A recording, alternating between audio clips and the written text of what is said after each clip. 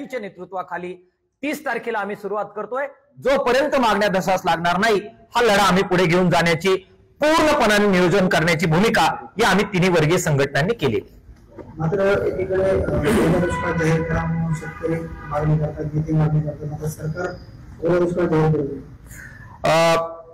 एनडीआरएफचे जे काही निकष आहेत, विशेषतः सरकारने जे दुष्काळ संहिता जाहीर केलं, ड्रॉट मॅन्युअल, त्याच्यामध्ये ओला दुष्काळ नावाची गोष्टच घेतलेली नाही। किसान सभेने अखिल भारतीय पातळीवर याचा पाठपुरावा केलेला आहे की जसं पाऊस पडला नाही तर दुष्काळ येतो, तसंच पाऊस खूप पडला तरी सुद्धा दुष्काळ येतो आणि म्हणून ओला दुष्काळ त्याच्यात इन्क्लूड करा ही मागणी आहे। नरेंद्र मोदी साहेबांनी त्या सगळ्या ड्रॉट मॅन्युअलचं परत रिरायटिंग केलं, परंतु त्यात हे प्रकरण घेतलेलं नाही। काय म्हटलं त्यांनी सांगितलं की ड्राय स्पेल म्हणजे पाऊस कमी पडण्याची परिस्थिती, सरासरीपेक्षा 10% पाऊस कमी पडला तर ड्राय स्पेल आणि सरासरीपेक्षा 10% पाऊस जादा पडला तर एक्सेस रेन म्हणजे अतिवृष्टी, या दोनच व्याख्या केलेल्या आहेत। मग एक्सेस रेन त्याच्या अंतर्गत आम्हाला सगळी भरपाई द्यायला पाहिजे होती, परंतु हे सरकार इतकं नादान आहे, निवडणुकीपूर्वी लाडक्या बहिणींना पैसे वाटायचे, त्यासाठी तिजोरी खाली करायची, त्यातून निवडणूक जिंकायचे। आता बिहारमध्ये 10,000 रुपये दिले बहिणींना, तिथे द्यायला केंद्र सरकारला पैसे आहेत आणि ज्या बहिणी इथे रोजगाराअभावी आणि त्यांचे लेकरं बाळ उघड्यावर पडलेले आहेत, त्या महाराष्ट्रात मात्र पैसे द्यायला सरकारकडे पैसे नाही। या लाडक्या बहिणींच्या योजनेसाठी पैसे वळवण्यासाठी पीक विमा योजनेमधले 4 कव्हर त्यांनी काढून टाकले। आता अतिवृष्टीचं कव्हर जर त्याच्यामध्ये असतं तर आता आम्हाला तातडीने पैसे मिळाले असते, आम्ही 12 तासाच्या 14 तास 24 तासाच्या आत इंटिमेशन दिली असती, पैसे रपारप पडायला सुरुवात झाली असते। येथे या बीडमध्ये मोठा लढा किसान सभेने केला, अनेक वेळा भरपाई तुमच्या सगळ्यांच्या सहकार्याने आपण शेतकऱ्यांना मिळवून देऊ शकलो, पण आज ते कव्हरच काढून टाकलं, त्याच्यामध्ये ठेवलंच नाही। केवळ 500 कोटी रुपये प्रीमियमचे वाचवायचे जे त्याने खर्च केलेले आहेत तिकडे निवडणूक केंद्रीय योजनांसाठी, त्याच्यासाठी हे पैसे वाचवायचे।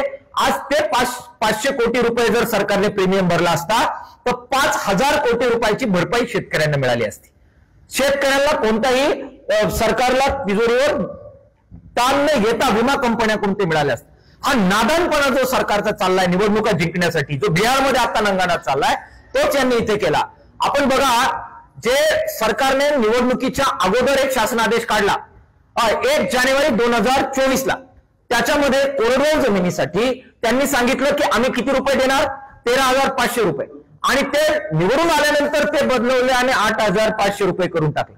निवडणुकांसाठी वाटेल ते, पण निवडणुका एकदा संपल्या की शेतकरी शेतमजुरांशी काही देणं घेणं नाही, असं उलट्या काळजाचं 3 जणांचं हे सरकार आहे आणि तो तळतळाट जो आहे तो या सरकारला भोवल्याशिवाय त्याच्यामुळे राहणार नाही। सर, बीड जिल्हा असेल किंवा मराठवाडा असेल, खालचं ग्राउंड निवडणूक परिस्थिती खूप बेकार आहे, झाडं होऊन गेले, जनावर होऊन गेले, मात्र 8,000 17,000च्या निवडणुकीमध्ये सरकार गोवण करते का, असे लोक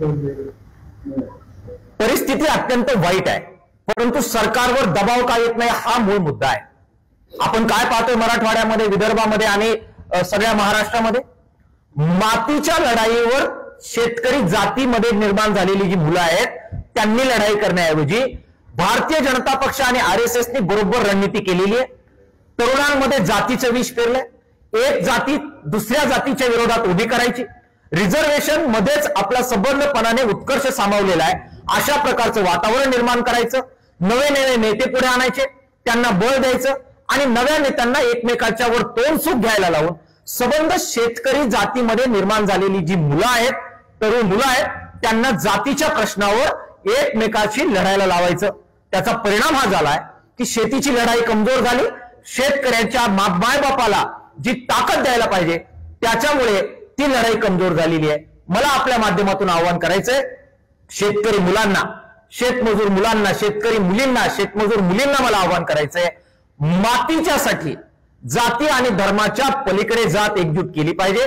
सगळ्या शेतकरी संघटनांना, शेतमजूर संघटनांना आणि कामगार कर्मचाऱ्यांच्या संघटनांना पण मला आवाहन करायचंय, त्यांनी सुद्धा आपसी मतभेद काही प्रमाणात बाजूला ठेवत जे किमान समान मुद्दे आहेत, कर्जमाफीबद्दल दुमत असायचं कारण नाही, रास्त भाव मिळाला पाहिजे त्याच्याबाबत दुमत असायचं काही कारण नाही, शेतमजुराला 25,000 रुपये मिळाले पाहिजे याच्याबद्दल दुमत असायचं काय कारण नाही। किमान समान मुद्द्यांवर एकत्र या आणि या सगळ्या मागण्यासाठी लढा करा। या मार्गाने जात आणि धर्माच्या पलीकडे जात वागलं पाहिजे। हे जर केलं नाही तर मग मात्र अत्यंत वाईट परिस्थिती श्रमिकांवर आल्याशिवाय राहणार नाही. तुम्ही कर्जमाफीचा मुद्दा मांडला, मात्र कर्जमाफीचा विषय आल्याच्या नंतर अजितदादा म्हणाले की सरकारकडे पैसे नाही, पैशाचं सोंग आता येत नाही. हेच सोंग निवडणुकीत मतं मागण्यासाठी त्यांना करता येतं का? करता येतं. हेच ते अजित पवार साहेब होते जे एकनाथ शिंदे साहेबांच्या बरोबर आणि देवेंद्र फडणवीस साहेबांच्या बरोबर गुलाबी वादळ करत संबंध महाराष्ट्रभर फिरले. आणि मी आलो होतो त्यावेळी गुलाबी वादळ काय सांगत होतं महाराष्ट्रात? त्यांचा जाहीरनामा काय होता? कर्जमाफीमुळे त्यावेळी महाराष्ट्राची तिजोरी धोक्यात येईल हा साक्षात्कार अजित पवार साहेब तुम्हाला निवडणुकीच्या अगोदर झाला नव्हता का? हा रोकडा सवाल शेतकरी पोरांच्या, शेतमजूर पोरांच्या वतीने मला विचारायचा आहे. त्यावेळी मतं काढण्यासाठी तुम्हाला मात्र अशा पद्धतीच्या घोषणा चालतात. या सगळ्या लाडक्या ज्या योजना आहेत त्याच्यामुळे सबंधपणाने तिजोरी धोक्यात येईल हा साक्षात्कार तुम्हाला मतं घेण्याच्या अगोदर चालला नव्हता का? आला नव्हता का? त्यामुळे अत्यंत संधी साधू राजकारण या राज्यामध्ये जर कोणाचं असेल तर ते देवेंद्र फडणवीस, एकनाथ शिंदे आणि अजित पवार यांचं संधी साधू राजकारण आहे. त्याची मोठी किंमत महाराष्ट्रातल्या शेतकरी, शेतमजूर आणि कामगारांना सहन करावी लागते. त्यामुळे आता हे शहाणपण, उशिरा शिकलेलं संधी साधू शहाणपण अजित पवारांनी आम्हाला शिकवू नये. कर्जमाफी करावी, ती केली नाही तर तुमचं गुलाबी वादळ असो दे तर अजून कोणत्याही रंगाचं वादळ असो, हे लाल वादळ अशा पद्धतीने तुम्हाला घेरेल की तुमची नाकी नऊ तुम्हाला रणांगणामध्ये आणल्याशिवाय आम्ही राहणार नाही. हे अजित पवारांना सुद्धा सुनावण्याची वेळ दुर्दैवानं आमच्या सगळ्यांवर आलेली आहे. एकीकडे शेतकरी संकटात असताना धाराशिवचे जिल्हाधिकारी एका गाण्यावरती ठेका धरून असतात, व्हिडिओ व्हायरल होते. शेतकरी संकटात आहेत, ज्यावेळेस आंदोलन उपोषण केलं शेतकऱ्यावर कोणी टाकले जातात, कसं बघता याकडे? मस्तवाल प्रशासन आणि संधी साधू भ्रष्ट शासन यांची युती झाली की गरीब कष्टकऱ्यांना वाली नसतो, याचं हे उत्तम उदाहरण आहे. ज्या जिल्ह्याचे ते प्रमुख आहेत त्यांनी खंबीरपणाने उभं राहत श्रमिकांचे पंचनामे करायचे, त्यांना मदत करायची. ते नाचतायत स्टेजवर. मुळात कोणत्याही धार्मिक कार्यक्रमामध्ये प्रशासकीय पदावर पगार घेतलेल्या माणसांनी जावं का? ते त्याला उत्तर देत आहेत की मी त्या देवस्थानचा अध्यक्ष आहे, प्रशासक आहे. प्रशासक आणि प्रशासकाचं काम करावं. धर्मनिरपेक्षता मानणारं संविधान या राज्यामध्ये, या देशामध्ये आहे. कोणत्याही धार्मिक कार्यक्रमामध्ये भाग घेण्याचा तुम्हाला कोणताही परवाना मिळालेला नाहीये. कारवाई केली पाहिजे अशा माणसावर आणि बरखास्त केलं पाहिजे. एक उदाहरण जर तुम्ही महाराष्ट्रामध्ये असं घडवलं तर त्यातून सगळे कर्मचारी आणि सगळे अधिकारी नीट वागतील. परंतु युती आहे जे प्रचंड 2 नंबरचे व्यवसाय चालू आहे तुमच्या तालुक्यात आणि तुमच्या जिल्ह्यात सुद्धा. वाळू तस्कर ते राखाडीचे तस्कर, त्याच्यातून गुंडागर्दी, त्याच्यामध्ये सामील असलेले अधिकारी, त्यांना पोचणारे आणि ठेकेदारांना पोचणारे राजकीय नेते यांनी वाट लावलेली सगळे महाराष्ट्राची.